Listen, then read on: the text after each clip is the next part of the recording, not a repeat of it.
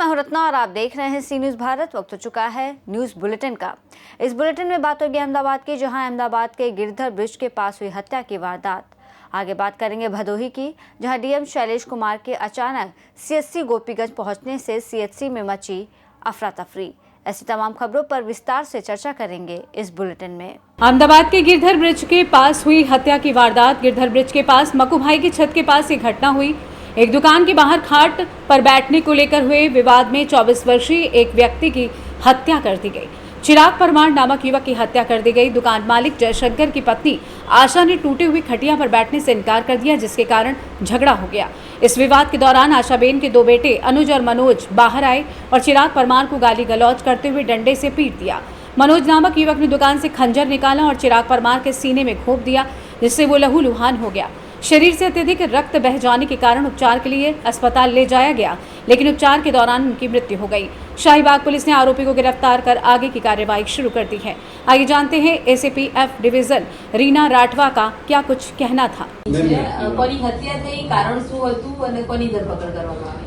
ગઈકાલ તારીખ 3/6/2025 રોજ શાહીબાગ પોલીસ સ્ટેશન વિસ્તારમાં આવેલ ગિરધરનગર વિસ્તારમાં ફરિયાદી છે વિશાલ સરસવા, એના ભાઈ તથા એના મિત્ર જે આરોપી છે એના ગલ્લા આગળ ખાટલામાં બેસવા બાબતે આરોપીના મધર છે એમના દ્વારા કહેવામાં આવેલ કે ખાટલામાં બેસો નહીં, જે બાબતે આરોપીના મધર તથા આરોપી તથા તેના ભાઈ સાથે જે ફરિયાદી છે એના ભાઈ વિશાલ સરસવાના ભાઈ ચિરાગ સરસવા તથા તેના મિત્રની બોલાચાલી તથા મારામારીનો બનાવ બનેલ અને જે દરમિયાન આરોપી જે છે અનુજ કુરેલ તથા તેના ભાઈ જે કાયદાના સંઘર્ષમાં આવેલ કિશોર છે તેમના દ્વારા ભોગ બનનાર જે છે ચિરાગ સરસવા એને ચાકુના ઘા મારી અને ઈજા કરવામાં આવેલ અને તે દરમિયાન જે ભોગ બનનાર છે ચિરાગ સરસવા જેનું મૃત્યુ નિપજેલ, જે અનુસંધાને શાહીબાગ પોલીસ સ્ટેશનમાં બીએનએસ કલમ 103 મુજબ ગુનો નોંધી આરોપીને હસ્તગત કરી તેમના વિરુદ્ધ કાયદેસરની કાર્યવાહી હાથ ધરવામાં આવેલ છે। જે રીતના ખાટલામાં બેસવા બાબતે જ આ ઝઘડો અદાવત હતી કે કોઈ જૂની અદાવત આ લોકોની ચાલતી હતી? હાલ પૂરતી તપાસ દરમિયાન માત્ર ખાટલામાં બેસવા બાબતે ઝઘડો થયેલ હતો। કોઈ પણ જૂની અદાવત કે અન્ય કોઈ પણ પ્રકારના જૂના કોઈ બનાવના અનુસંધાને આ બનાવ બનવા પામેલ નથી। આરોપીઓ અને ભોગ બનનાર જે છે તે બંનેનો કોઈ ગુનાહિત ઇતિહાસ કરો, આરોપીઓનો કામ ધંધો શું, બેકગ્રાઉન્ડ શું? આરોપી જે છે એમનો ગલ્લો છે તથા છૂટક કામગીરી કરે છે, જ્યારે ફરિયાદી છે એ પણ છૂટક કોઈ પણ જગ્યાએ કામગીરી કરે છે।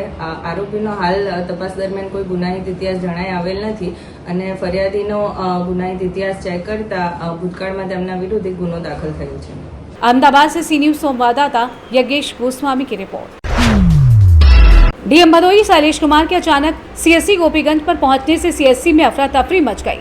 आपको बताते चले कि पिछले शनिवार को एडीएम विजय नारायण सिंह सीएमओ संतोष चक निरीक्षण कर गए थे और अपनी रिपोर्ट जिलाधिकारी को सौंपने की बात कही थी। इसी क्रम में अचानक सीएससी पर जिलाधिकारी के धमकने से हड़कंप मचा रहा।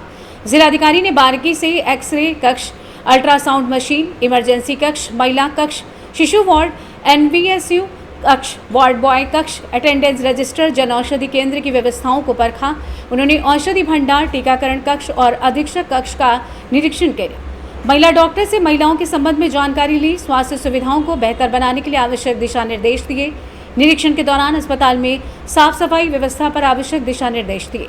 निरीक्षण के दौरान उन्होंने मरीजों से भी बातचीत की, अस्पताल में मिल रही सुविधाओं के बारे में जानकारी ली। मौके पर अधीक्षक doctor Ashutosh Pandey, doctor Ashish Gupta, doctor RK. Bin, doctor Mohammad, doctor Aslam Ansari, doctor Swapnil Singh, महिला चिकित्सक doctor Rajveer Kaur, doctor Nandlal, pharmacist Dinesh, pharmacist Ram Achal Azad आदि स्टाफ मौजूद रहा। भदोही से सी न्यूज़ संवाददाता प्रदीप दुबे की रिपोर्ट।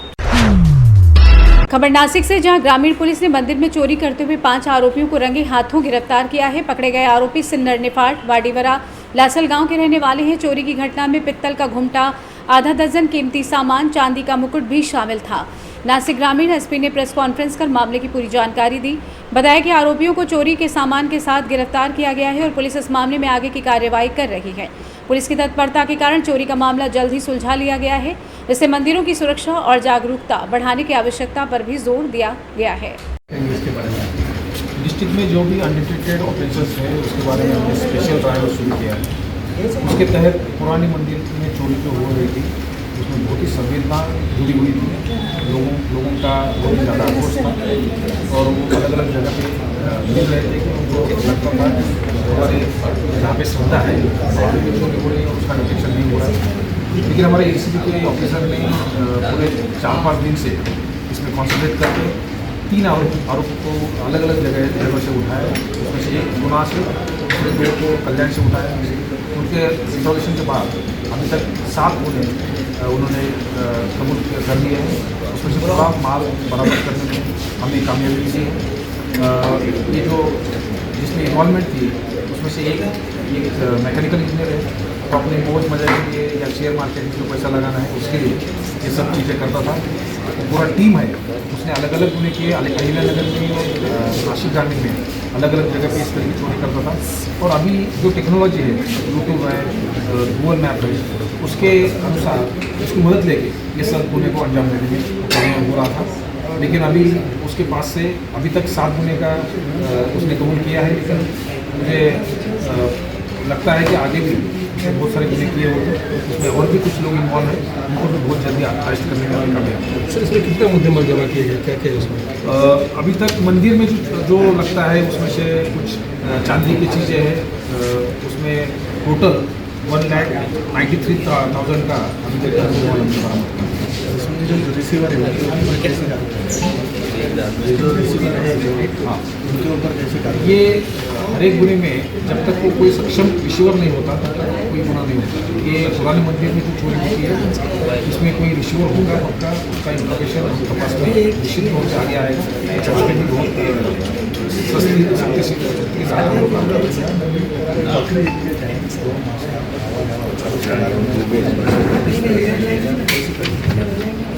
बकरीद का अभी समय है, उसमें गोश्त का कोई कत्ल नहीं होना चाहिए, इसलिए हमने पूरे डिस्ट्रिक्ट में अलग अलग जगह पे नाकाबंदी शुरू किया है। अभी तक की नाकाबंदी में हमने 57 ऑफेंसेस रजिस्टर कर दिए हैं। 81 आरोपियों को अरेस्ट करने में हमें कामयाबी मिली है और अभी तक 263 एनिमल्स को हमने रेस्क्यू कर दिया है। उसकी पूरी कीमत 59,21,000 है और अभी तक का पूरा जो माल बरामद कर दिया है वो 1 करोड़ के ऊपर है। तो ये मुहिम आगे ही चलती रहेगी और किसी भी तरह से गोश्त की कोई किसी जगह पे हत्या नहीं होगी। ये हम लोग उसके बारे में पूरी नियोजन और हमारा पूरा प्लानिंग इस तरह का होता है। नासिक से सी न्यूज संवाददाता शशिकांत की रिपोर्ट। सोनभद्र में एक अत्यंत संवेदनशील एवं अमानवीय घटना घटित हुई, जिसमें एक नवजात शिशु सोनभद्र के जिला अस्पताल लोड़ी से लापता होने की सूचना प्राप्त हुई। घटना के संबंध में त्वरित संज्ञान लेते हुए पुलिस अधीक्षक अशोक कुमार मीणा के दिशा निर्देशन एवं अपर पुलिस अधीक्षक के पर्यवेक्षण में क्षेत्राधिकारी सदर के कुशल नेतृत्व में गठित टीमों द्वारा तकनीकी सहायता, CCTV फुटेज, स्थानीय सुराग एवं खुफिया सूचना के आधार पर सतत प्रयास किए गए। पुलिस टीम की कड़ी मेहनत व सतर्कता के परिणाम स्वरूप थाना रामपुर बरकोनिया द्वारा नवजात शिशु की बरामदगी कर 2 को गिरफ्तार कर लिया गया है। सर, जिला अस्पताल के महिला वार्ड से एक बच्चा चोरी हो गया था, क्या मामला था सर और किससे गिरफ्तारी किसकी हुई है? देखिए, आप लोग अवगत हैं कि कल सुबह 8:30 बजे के आसपास लोहड़ी स्थित जिला अस्पताल से एक नवजात शिशु चोरी हो गया था। तो उसकी सूचना थाना रॉबर्ट्सगंज में मिली थी। तदनुसार रॉबर्ट्सगंज में सुसंगत धाराओं में अभियोग पंजीकृत करते हुए नवजात शिशु की बरामदगी के संबंध में 4 टीमों का गठन किया गया था। चारों टीमों ने अथक प्रयास किया। रात में CCTV कैमरे देखे, बहुत प्रयास किया। बाद में इस पूरे जांच और इन्वेस्टिगेशन में थाना प्रभारी रामपुर बरकुनिया भी इसमें शामिल हुए और इन लोगों के अथक प्रयास से सुबह लगभग 10 बजे के आसपास हम लोगों ने रामपुर बरकुनिया गांव अंतर्गत रामपुर में बच्चे को हम लोगों ने बरामद किया। साथ में बच्चे को ले जाने वाली महिला और उसके पति को भी गिरफ्तार किया गया है और बच्चे की सुपुर्दगी उसके माँ बाप को, परिवार वालों को दी जा रही है। सर, ऐसे क्या कारण था कि महिला बच्चे को लेके गई यहाँ से, मकसद क्या था? देखिए, महिला का पति, इससे पूर्व पति जो था उसकी मृत्यु हो गई थी सांप के काटने से। फिर ये अपने चचेरे देवर के साथ रहने लगी थी। चचेरे देवर का कहना था कि मैं बच्चा चाहता हूँ, यदि आप बच्चा मुझे दे सकती हैं तभी मैं आपको रखूंगा, अन्यथा मैं नहीं रखूंगा। तो इन्हीं सब कारणों के चलते महिला ने ये किया है और शेष हम लोग जांच कर रहे हैं कि इसके पीछे और कौन से कारण हैं, किस मकसद से उसने बच्चे को जिला अस्पताल से चुराया। इन सभी बिंदुओं पर जांच जारी है। विवेचना के बाद हम आपको और चीजें डिटेल में बता पाएंगे। सोनभद्र से सी न्यूज संवाददाता कुंदन चौधरी की रिपोर्ट। चतरा पुलिस लाइन परिसर में बुधवार को सुरक्षा व्यवस्था की मजबूती और आपातकालीन हालात से निपटने की तैयारियों के तहत चतरा पुलिस ने मॉक ड्रिल का आयोजन किया। पुलिस अधीक्षक सुमित कुमार अग्रवाल के निर्देश पर आयोजित इस अभ्यास में एसडीपीओ संदीप सुमन, थाना प्रभारी, आरक्षी सहायक आरक्षी और विशेष बल के जवानों ने भाग लिया। मॉक ड्रिल के दौरान अपराधी हमले, बम विस्फोट, अग्निकांड और बंधक संकट जैसे आपातकालीन परिदृश्यों पर रणनीतिक अभ्यास किया गया। पुलिस टीमों ने त्वरित कार्रवाई, घेराबंदी, चिकित्सा सहायता, भीड़ नियंत्रण और मीडिया प्रबंधन जैसे सभी पहलुओं पर समन्वित प्रदर्शन किया। पुलिस अधीक्षक सुमित कुमार अग्रवाल ने कहा कि पुलिस को हर समय तैयार रहना चाहिए और इस तरह के अभ्यास नियमित रूप से जारी रहेंगे। ये मॉक ड्रिल न सिर्फ पुलिस की तैयारी का परीक्षण था, बल्कि जनता को ये भरोसा भी दिलाने का प्रयास था कि उनकी सुरक्षा के लिए पुलिस हर समय सतर्क और प्रतिबद्ध है। वहीं एसडीपीओ संदीप सुमन ने अभ्यास को सराहनीय बताते हुए कहा कि ऐसे आयोजन पुलिस की सजगता और समन्वय को बेहतर बनाते हैं। आइए जानते हैं इस विषय में एसडीपीओ संदीप सुमन ने और क्या कुछ कहा। आने वाले दिनों में त्योहार को लेकर के यदि कोई लॉ एंड ऑर्डर की सिचुएशन को देखते हुए चतरा पुलिस की तैयारियां पूरे जोरों पर है। हम लोगों ने चतरा पुलिस लाइन में अपने जवानों के साथ और जितने भी हमारे साजो सामान हैं उनके साथ एक मॉक ड्रिल किया, जिसमें हमने लाठी, कैनशील्ड, हेलमेट, बॉडी प्रोटेक्टर, जो भी टीयर गैस, रबर बुलेट्स और वाटर कैनन जितने भी हमारे साजो सामान हैं उन सभी के साथ हम लोगों ने मॉक ड्रिल किया और अपनी तैयारियों का जायजा लिया, ताकि आने वाले समय में किसी भी प्रकार का यदि लॉ एंड ऑर्डर का सिचुएशन उत्पन्न होता है तो हम उसे डील कर सकें।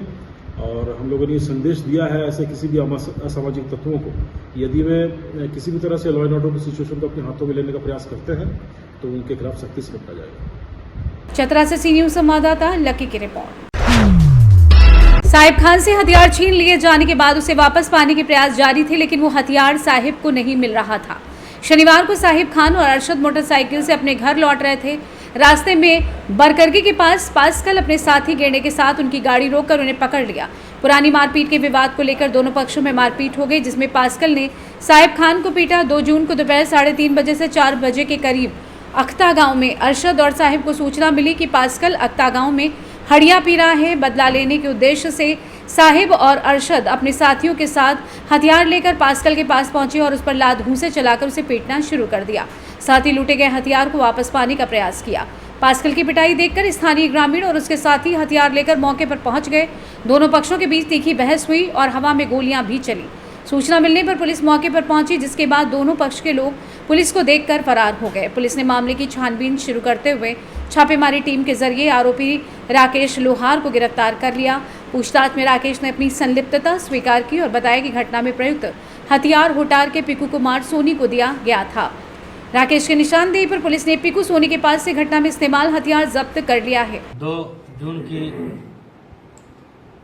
दिन में एक घटना घटी थी, जिसमें वीडियो भी वायरल हुआ है। 2 गुटों के बीच आपसी रंजिश को लेकर एक घटना घटी थी, जिसमें अरशद नाम का व्यक्ति घायल हुआ था। अरशद के आवेदन पर एक कांड दर्ज किया गया और दूसरे पक्ष के पास्कल के आवेदन पर एक कांड दर्ज किया गया और एक अन्य कांड पुलिस अपने बयान पर दर्ज की है, जिसमें एक टीम का गठन किया गया और कार्रवाई करते हुए इस पूरी घटना में शामिल राकेश लोहरा को गिरफ्तार किया गया। राकेश लोहरा द्वारा बताया गया कि 2 जून के 4-5 दिन पहले एक घटना बरकरगी गांव में घटी थी, जिसमें साहिब और कुछ लड़के शामिल थे, जिनके हथियार को पास्कल के द्वारा छीन लिया गया था और मारपीट की घटना घटी थी। साहिब द्वारा अपने लड़कों को लेकर हथियार वापस लेने को लेकर झगड़ा शुरू हुआ। उसी में यह वीडियो वायरल हुआ था और उसी के दौरान अरशद को चोट लगी थी। अभी इसमें अन्य अभियुक्तों की गिरफ्तारी बाकी है, छापेमारी किया जा रहा है, जल्द ही गिरफ्तारी और बरामदगी संभव है। खूंटी से सी न्यूज संवाददाता शाहिद अंसारी की रिपोर्ट। फिलहाल इस बुलेटिन में बस इतना ही। देश और दुनिया की तमाम बड़ी खबरों के लिए देखते रहिए सी न्यूज भारत।